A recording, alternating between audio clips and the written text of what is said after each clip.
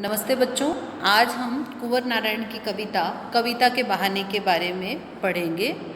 कविता के बहाने कविता में कवि ने फूल, चिड़िया और बच्चा इन तीनों की तुलना कविता से की है।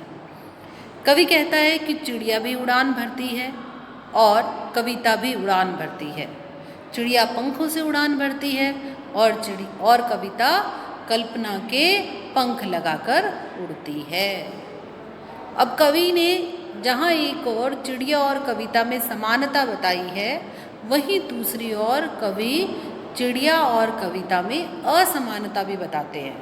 वो कहते हैं कि चिड़िया एक निश्चित ऊंचाई तक उड़ सकती है, लेकिन कविता की उड़ने की कोई सीमा नहीं होती। कविता किसी भी विषय पर लिखी जा सकती है।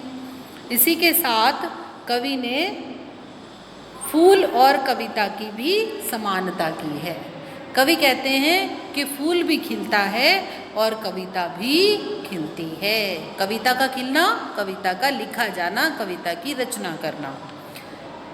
लेकिन साथ ही कवि फूल और कविता में असमानता भी बताते हैं। कवि कहते हैं कि फूल जो है वो एक निश्चित समय तक ही खिला रहता है।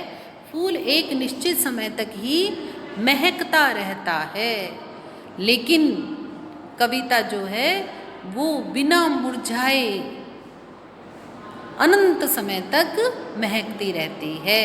फूल के मुरझाने का एक निश्चित समय के बाद फूल मुरझा जाता है, लेकिन कविता कभी मुरझाती नहीं है। यानी कविता की एक बार रचना कर दी गई, कविता एक बार खिल गई, तो कविता अनंत समय तक अपने पाठकों को कविता के माध्यम से रसास्वादन करवाती रहती है।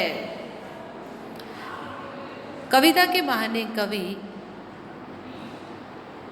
बच्चा और कविता में समानता भी व्यक्त करता है। छोटे बच्चे सभी घरों को एक कर देते हैं। कैसे? आपसी अलगाव, आपसी मतभेद छोटे बच्चे भुला देते हैं, अपनत्व की भावना का विस्तार करते हैं। छोटे बच्चे जाति पाति, वर्ग भेद, अमीरी गरीबी को नहीं मानते। ठीक इसी प्रकार कविता भी इस तरह के किसी भी वर्ग भेद को नहीं मानती। सभी लोगों द्वारा समान रूप से कविता को पढ़ा जा सकता है, कविता का आनंद लिया जा सकता है। और कविता भी इन्हीं सभी मतभेदों को, आपसी अलगाव को भुलाकर सभी घरों को एक कर देती है, सब में अपनत्व की भावना का विस्तार कर देती है। धन्यवाद।